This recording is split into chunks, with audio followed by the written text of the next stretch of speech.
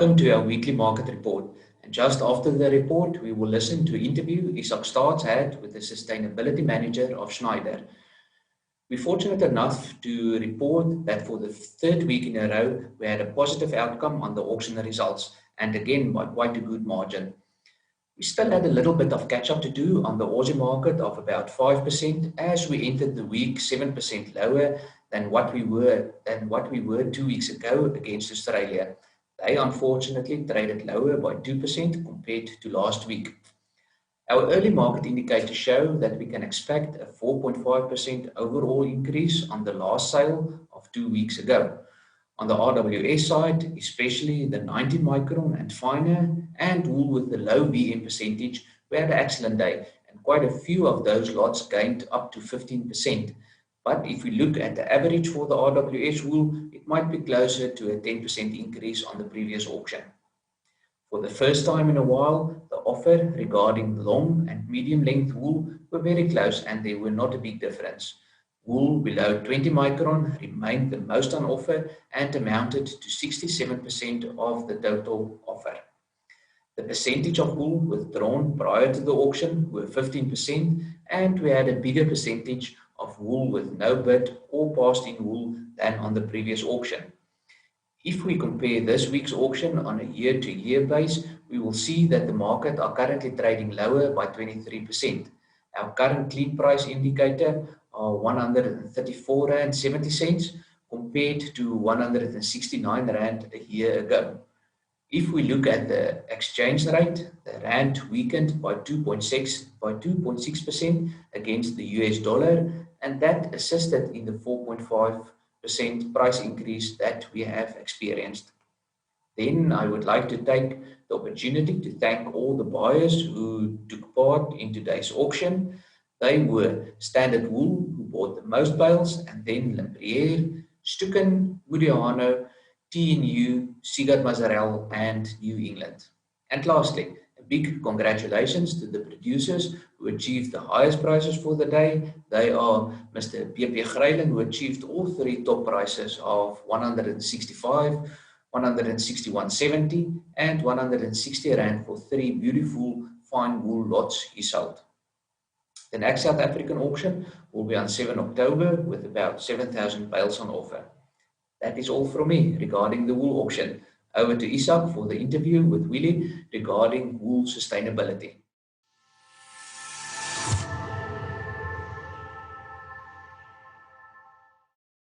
Good evening, everybody. Tonight we're speaking to Willie Gallia. He is from Schneider Wool in Italy. Am I right, Willie? Yes, correct. Schneider is one of our bigger customers from South Africa, one of our bigger European customers, buying lots of South African wool. So, Willie, welcome to this evening's discussion. Thank you, Isaac. Thank you for having me here. Willie, just give us a bit of background on yourself. What do you do at Schneider? Where do you come Sure. from? Yeah, so I'm a third generation of wool people. My father and my two brothers and my grandfather, he was also in wool. They were from Italy. My father went to Argentina, and there we started working for the Schneider Group on the mill that the group has got there. It's called Furman, with my father and my two brothers. And I was always doing a lot of first commercial work, and then it led to going more and more into sustainability work in general. In Argentina, we have the particularity that we are also, we manage farms as well. We've got 20 farms right now under management, direct. So we are also producing the wool. And so we have a different layout than most mills. And that's where I got to learn a little bit about, what it is that challenges of farming and so on. And from there, we were doing a lot of work in that direction in Argentina. So they asked me to come here to Italy and do similar, coordinate for the whole group, for the whole Schneider Group, a sustainability strategy, which means, to get closer to producers as well. And that's the work that I have been doing for the past year since I arrived here. Starting by doing the first step was to analyze what is our impact and our challenges. So we did some LCAs of our products together with Stephen Wiedemann from from Australia. He's also in the IWTO. He's the chair of the technical advisory board of the IWTO Sustainability Working Group. So, and there we realized that the impact laid mainly, as it's analyzed today, within the growers. So our strategy, 2030 strategy that we are just now launching, it's called Together 2030. It has two main features. One is, of course, to address the industrial processing, and the other one is to have a strategy to work together with brokers and growers to mitigate the total impact of our production on our industry. And that is done through the Authentico in our case. Willie, why Schneider as a company? Why are you interested in sustainability? Well, we're interested in sustainability for a number of reasons. First, because personally, I like I consider myself a grower in a way. I'm a bit away from my field, from the fields in Argentina, but that's what I really enjoy most. And I want to make sure that the activity is better in the future, and that as my father did, maybe my sons can also enjoy this in the future and have the blessing of being able to go to the farms and to having contact with nature. And that is I think it's a genuine value in myself, and it's shared by the Schneider group. There has been a generational change within the group. Marco Schneider is already left room for his sons, Giovanni and Elena, who are very convinced about this as well. So there is this core belief, but on top of that, it really makes a lot of sense business-wise for everyone if it's done correctly. And that is not just for compliance, but if you really try to innovate and you really try to look at the numbers, we know that everything related to sustainability brings higher productivity, brings best value products, and just better business. So it's a win-win situation, so to speak. Let's talk about the business side of sustainability. Are you seeing how big is the market demand for sustainable products? It's interesting because obviously it's something relatively new. So you've got people that are not fully convinced and are not willing to pay a price. And then there is the commitments that you see that are more and more, into the future. There's a series of laws coming out and regulations in the United Nations, for instance, that are going to then surely cascade to the rest of the world. And these regulations have got to do with general sustainability principles, and whoever is aligned with those will have a better chance of being more profitable and staying in the business in the future. Whoever doesn't fall will have a risk. So I think, as I say, today it's difficult maybe to understand how to monetize sustainability or how to capitalize on it. But if you do the right things, it is today already very, very interesting. I can give you some examples. In Argentina, all the farms we run are organic, GOTS certified, and RWS as well. So RWS looks at the animal welfare side of things, obviously, and GOTS looks at the chemical and toxicological aspect of the production. Everything that we produce, GOTS, has got great demand. It has got good value, and even the byproducts, for instance, the oils that we process or the lanolin and the wool grease, has got also a very high value.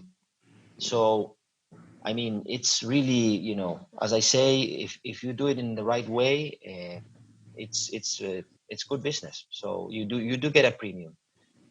Of course, you have to work a little bit more in some cases. You need to have a little bit of investment in some others, but it pays off if you have the right support and you have the right timing, how to do it and who can help you on the way. Willie, you have got an upcoming wool conference. Give us a bit more information about that.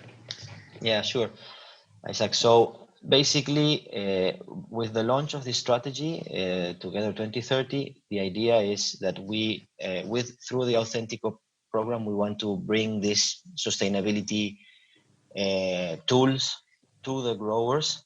We believe that this will bring the value from the retailer to the grower, where it needs to be a bit more. Today, it's too, we want to balance off the equation somehow.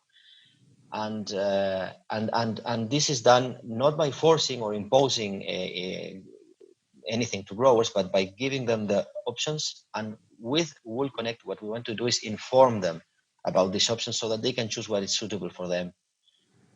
So the idea is that we want to generate a direct dialogue now that it's easier and that people are more prone to use these sort of technologies.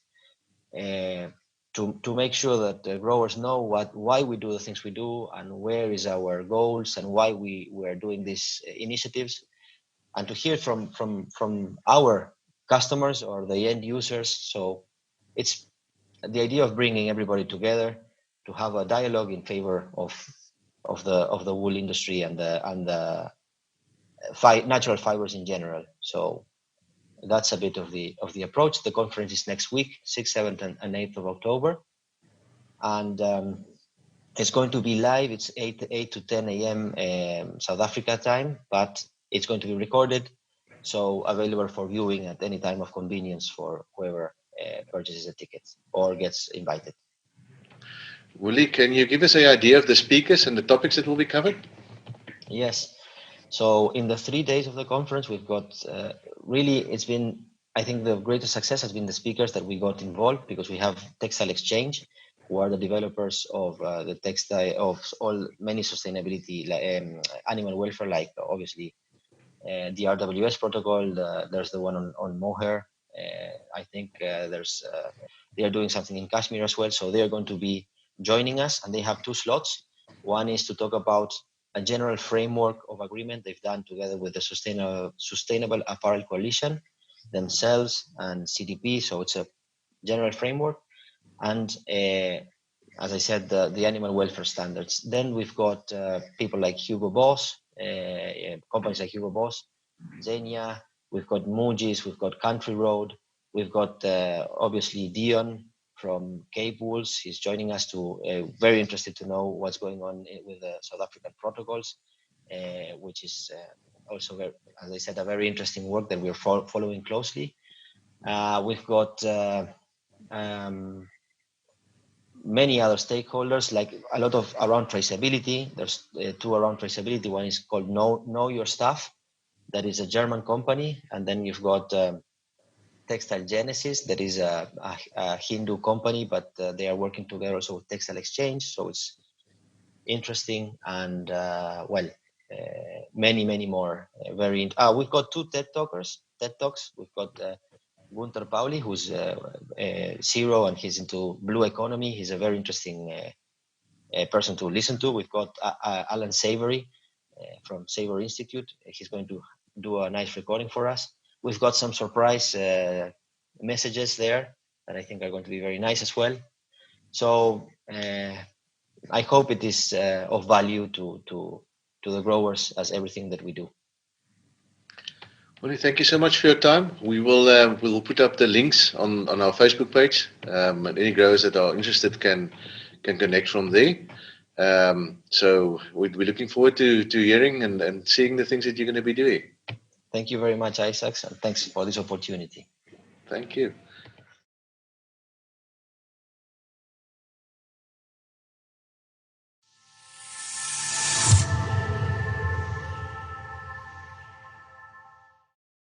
Thank you, Isaac. That is all from us. Next week, same time, we will have a report ready regarding the week's price movements. Thank you to everyone listening. Have a good evening.